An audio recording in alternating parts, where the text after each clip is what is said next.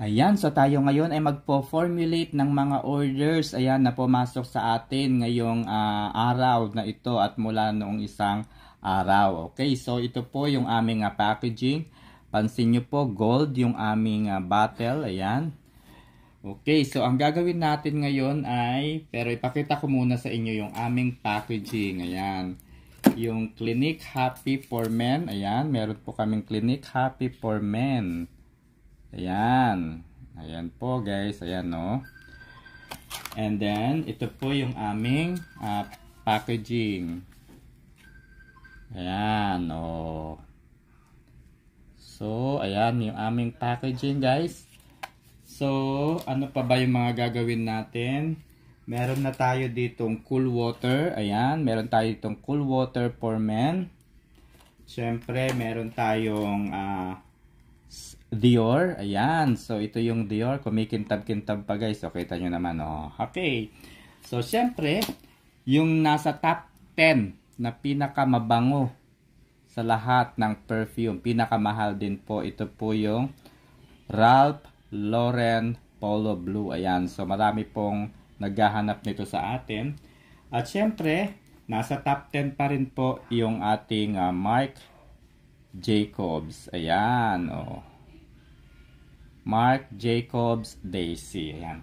So, marami po tayong perfume, guys. So, gagawa pa po tayo ng CK1. Ayan, CK1.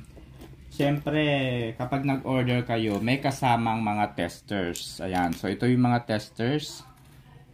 Ayan. So, ayan yung mga testers.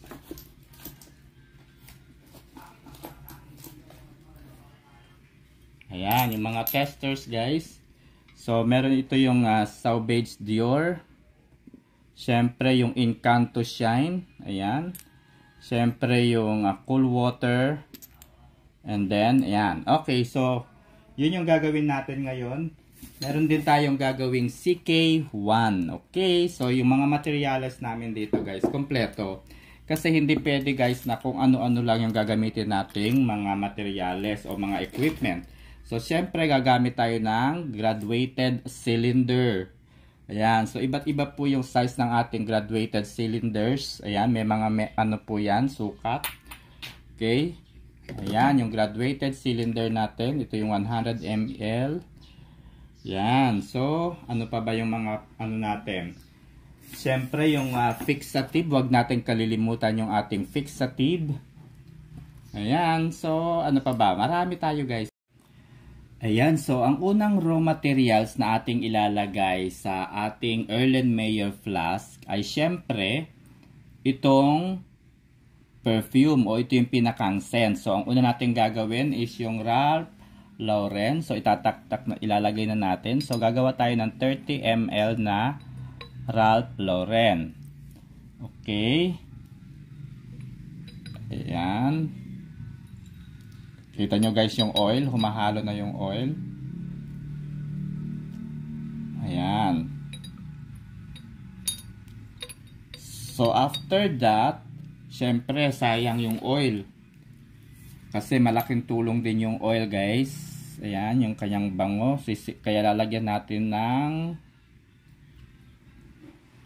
alcohol. Ayan, itong alcohol na to lalagay natin dito. Okay. So, para mabanlawan. Okay. Kalug-kalugin lang natin. Sayang yung kanyang amoy. Ayun. So, syempre. Okay. So, ang susunod na ilalagay natin, after nating ilagay itong perfume oil, ay lalagyan natin ng base. Ito yung pinakang base guys, no? Ayan, ito yung pinakang base, malaki siya. So, yung alcohol base, dapat 150 ml. So, meron na ako nilagay kanina na, ayan. Yun lang yung gagawin natin. At syempre, para kumapit yung pabango doon sa ating katawan, doon sa perfume, matagal matanggal, lalagyan natin ng fixative. Okay, ito yung pinakang oil. So, pansin nyo guys, 200 ml yung ating nagawang perfume. Ayan. So, that's it guys. Ganun lang kadali. So, sa mga interested na magkaroon ng business na perfume, ayan. So, pansin nyo guys, 200 ml po yung ating nagawang perfume. Okay, so sa mga interested, kung nasundan ninyo yung aking instructions sa paggawa ng pabango, i-message lang ninyo yung paborito ninyong scents na ating gagawin at bibigyan ko kayo ng raw materials and at the same time ng mga gamit gagaya ng Erlenmeyer flask, ng graduated cylinder, etc.